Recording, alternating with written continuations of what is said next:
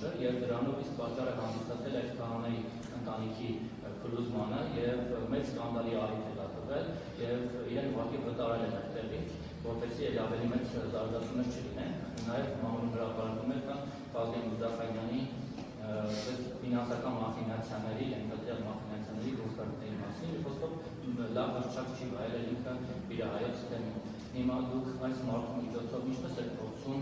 ձեր խոսքերով ասած պայքարի սրբապատության դեմ ինքը օրինակացությամբ զբաղվել է, իսկ թե սուրբ մաքրամաքուր կենցաղով կուսակրոն ոգևորականը։ Մեկ էլ այսօր կառավարության որոշումներից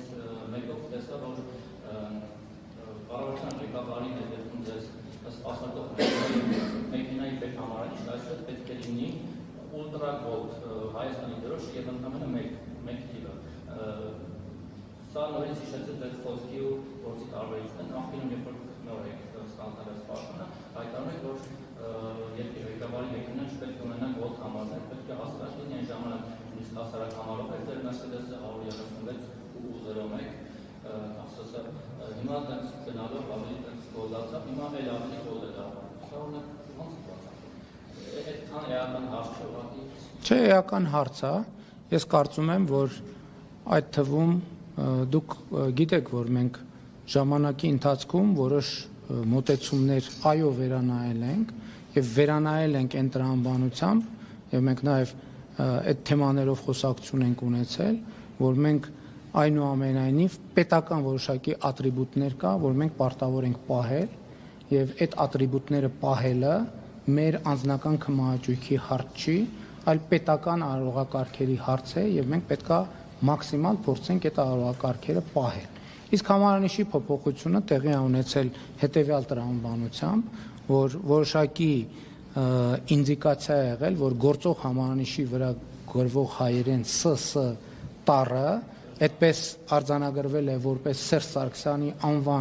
անվանատառեր եւ ոչ թե կոնկրետ անձի հետ կապված, եւ մենք կարծում ենք, որ պետական այդ համարանիշը չպետքա որևէ մեկի անվանատառ կրի, այսինքն հիմա ես էլ չպետք է գրեմ NP001 եւ դա չէ, գիտեք, դա իր անձնական ընտրության հարց է, այս դեպքում պետական ընտրության հարց է եւ պետական ընտրությունը կարծում եմ արվել է հենց այդ տրամաբանությամբ եւ արվել է էլի իմ նշած տրամաբանությամբ, որպեսզի արարողակարգային նրբությունները ճշգրտորեն պահպանվեն։ Եվ մենք կարծում ենք, որ այո, այնուամենայնիվ ինչքան էլ մենք ոչ ֆորմալ մոտեցումների կողմնակից լինենք, այդ ոչ ֆորմալ մոտեցումները չեն նշանակում պետական արարողակարգային տրամաբանությունները զրոյացնել եւ մենք կարծում ենք, որ պետք է զուգահեռ լինեն այդ երկուսը, այն էլ լինի, ես շատ դեպքերում ոչ ֆորմալ եմ մոտենում հարցերին, ոչ ֆորմալ միջոցառումների շատ եմ մասնակցում, ոչ ֆորմալ տեսանյութեր շատ եմ հրապարակում, ոչ ֆորմալ շփումներ շատ եմ ունենում, բայց դա չի նշանակում, որ մենք պետքա ֆորմալությունները եւ պետական արարողակարգային նրբությունները զրոյացնենք եւ արհամարենք, որովհետեւ դրանք պետական կարեւոր ատրիբուտներ են։ Ինչ վերաբերում է ձեր նշած առաջին հարցին, ոչ ես նման տեղեկություններ չունեմ, բայց ես ասեմ նաեւ, որ մենք այս գլխից էլ ես հայտարարեցի, որ մեզնից որևէ մեկը անմեղ կամ սուրբ ձևանալու բան չունի, մտադրություն եւ կանխավարկած չունի։ Ընդհակառակը բարենորոգման հայտարարության մեջ արձանագրված է մեր մեղավորությունը եւ պատասխանատվությունը եւ մեր ցանկությունը եւ ընդհանրապես ես կարծում եմ սա չի վերաբերվում միայն եպիսկոպոսներին կամ պաշտոնյաներին։ Մենք ընդհանրապես պետքա հարց տանք մեր կողմից հայտարարվող բարոյական, հանրային բարոյականության արժեքների եւ մեր ամենօրյա ապրելակերպի հարաբերությունների մասին։ Այս օրակարգը սրա մասին է, որովհետեւ ես բոլորի միջոցով հայաստանյա ծառայքելական Սուրբ եկեղեցու բոլոր հետևորդները այս օրակարգի մեջ ունեն իրենց անելիքը։ Եվ մենք չենք պատրաստվում հավատաքննության ենթարկել։ Հիմա պատկերացնում եք, այն օրը մենք երթ ենք հայտարարել կամ պատարակ ենք հրավիրում, հիմա մենք մարդկանց հավատաքննության պետք է ենթարկենք, դրա համար կա այդ թվում կարգ։ Ես ասացի, ես ինքս գնում եմ խորանի առաջ ծնկի եմ գալիս եւ իմ մեղքերի համար թողություն եմ խնդրում, որովհետեւ իմիջայլոց հավատաքննության չենք ենթարկում եւ այդ հայտարարությունը բաց է նաեւ կաթողիկոսի համար, եթե ուզում է միանա այդ հայտարարությանը, կարող է ես չգիտեմ, բայց ես կարծում եմ, որ հանրությունը այդ թվում այդ եւ մնացած բոլոր հարցերի պատասխանը պետք է ստանա եւ միջայլոց, եթե ուշադիր եք եղել, ուրեմն բարենորոգման հայտարարության մեջ հատուկ կետ կա, որ պետք է Հայաստանյաց առաքելական Սուրբ եկեղեցին ընդունի նոր կանոնակարգ, որտեղ պետք է ընդունվեն հոգևորականի բարեվարքության ոչ միայն կանոններ, այլև այդ ընդունված կանոնները պահպանելու մեխանիզմներ։ Սա է այդ հարցի պատասխանը։ Հաջորդ հարցը մի է։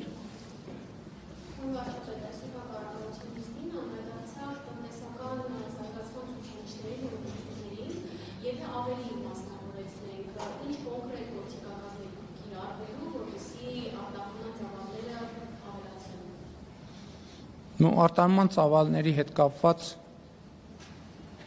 գիտեք, ես թերևս էլի առուճի օրինակը բերեմ, որ կառավարության նիստում անդրադարձած է։ Հիմա Հայաստանում արտադրվում արտահանման, խթանման լավագույն գործիքներից մեկը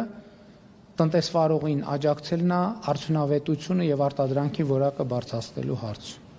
Երկրորդը քաղաքական նպաստավոր պայմաններ ստեղծելը եւ արտահանման ուղղությամբ աջակցություններ ցուցաբերելը, ինչը մենք անում ենք Եվրասիական տնտեսական միության սահմաններում արտահանման հնարավորություններ կան, մենք այսօր քայլեր ենք ձեռնարկում, այդ թվում մաքսային ընթացակարգերում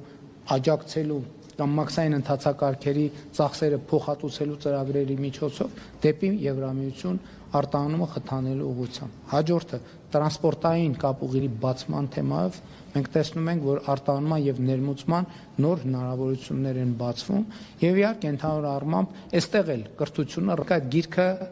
բացել եւ կարդալ, որպեսզի այդ գիրքը